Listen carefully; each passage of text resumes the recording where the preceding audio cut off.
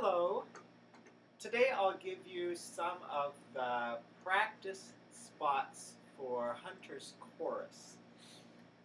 We'll start with some of the bow ones.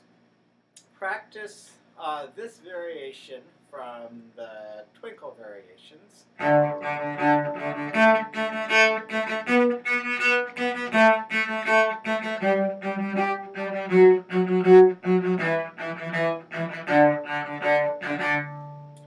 And you want to make sure that you're using lots of bow. It's really zooming along on that long note. So you get the accent. It's also staccato, so it doesn't go. But there's a. You're going to use that in Hunter's Chorus in measure 21 and 22, where we have the. Also going to use it here. That nice strong zipping bow for the accent and the staccato. You also want to practice that same rhythm but twice as slow.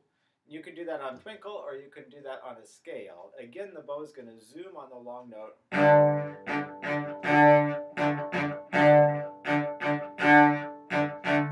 The short notes, though, are going to be staccato. So you can practice.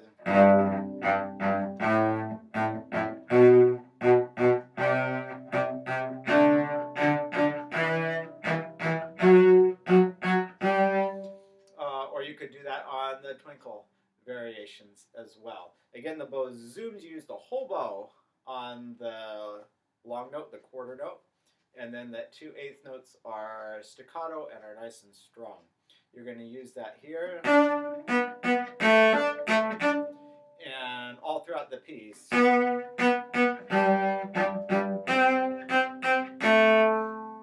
Practice those bowings all by themselves on something easy like a scale or the Twinkle variations to make that really easy so that when we put it in the piece, the bowing happens just the way you want it to.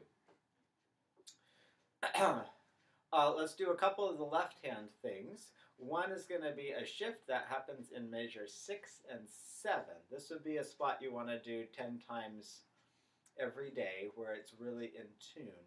You're going to do, there's the shift. It's a shift that you are familiar with from the minuets that come before. You're going to second finger on the D, which is the same as same position as that, just on a different string. So you want to practice really making sure that D rings nicely and then the E rings as well. Okay, and then some coordination spots, all the 16th notes. I'll show you how to practice each of those. You want to practice them with the prepare, play first. And they're all, most of them are going to be on up bows. The first one happens right in the first measure. You want to prepare, prepare, prepare, prepare, prepare. So I did all the 16th notes on an up bow, but stopping between each note to prepare the next note. Prepare is both what you do with the left hand and what you do with the bow. Prepare. You have to prepare the bow on a different string to prepare the left hand, prepare the left hand, prepare the left hand. When that is really easy and really comfortable, the next step is to prepare and then play two notes. So you're going to prepare, prepare, prepare. So again, preparing but preparing for two notes. Prepare, prepare, prepare. Notice that my finger and my bow are always ready before I play it. When that is easy and comfortable, the next step is to still do two notes with a preparation in between, but start with only one note. So you go prepare, prepare,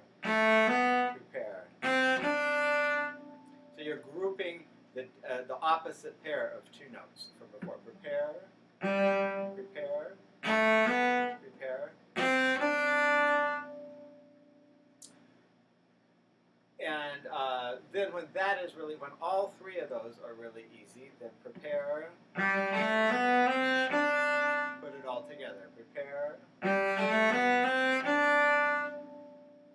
The next spot, same practice procedure. This one comes on a down bow in measure 4. Prepare, prepare, prepare, prepare, prepare.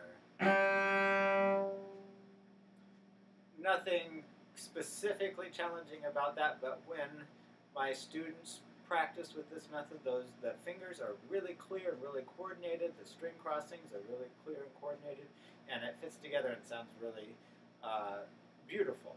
So again, that one is prepare, prepare, prepare, prepare, prepare, and then you do two notes. Prepare, prepare, prepare. And when that's easy, then you would go on and do the opposite pair of two notes. So starting with one note and then two notes after that. Prepare, prepare, prepare. Again, prepare, prepare, prepare. The next one, the one in measure 5, is the same as measure 1. The next one that we'll look at here is in measure 13, 14, 15. This one's a little more complicated. Again, it's on an up bow. I'm going to again prepare, but when I prepare the A, the open A string, notice that my fourth finger goes down ready for the G. So I prepare, prepare, prepare, prepare, prepare. And I leave my fourth finger on the string because I'm going to come right back to it. So prepare, prepare the fourth finger and the open A. So the fourth finger goes down and the first finger lifts up. Prepare, fourth finger down, first finger lifts up. Prepare, prepare, prepare, prepare. One more time. Prepare, prepare, prepare, prepare, prepare.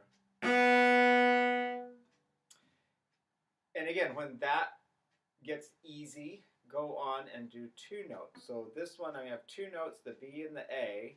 When I go to the A, the fourth finger is going to go down. The fourth finger is going to lift up at the same time. Prepare, prepare, prepare. So that one again. Prepare, prepare, prepare. And then the opposite pair of two notes. Prepare, prepare, prepare. That one's really important for the coordination of the string crossing. Prepare, prepare, prepare.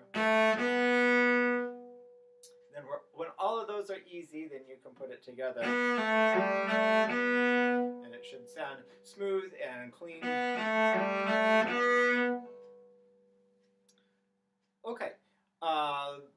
Then, down in measure 25, we do the same thing with both sides of our body. Both sides of our body are going to make circles. The bowing is going to make a circle this way and come off the string on the up bow. So it comes down and into the string on the down bow, comes up and around the circle and off the string on the up bow.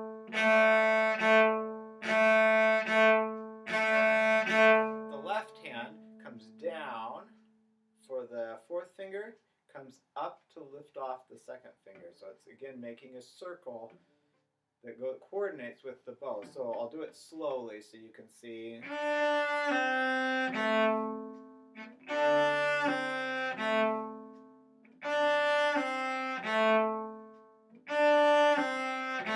It's useful to practice that motion slowly, both arms making circles that coordinate with each other. When we speed it up, again, both arms make those circles. That helps the musical gesture as well as the coordination. of the right and the left hands. The one last thing is that's going to be in measure 31 and 32. Uses the bowing we talked about earlier from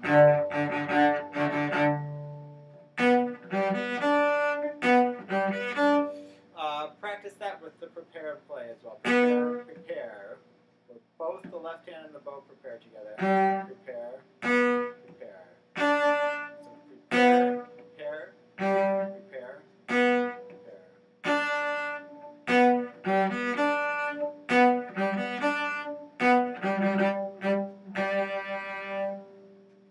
And finally, the very beginning, and we're going to use this in other places in the piece.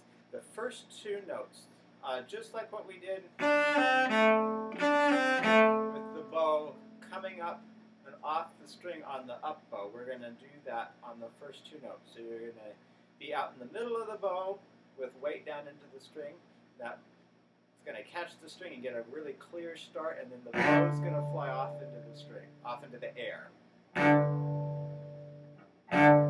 And come down for the G. Gives it a lot of energy and character there. So again, the bow is heavy and into the string. It flies off on the up bow and then comes down on the down bow. And that's useful to practice in slow motion too, where both the bow and the left hand come down together on that G.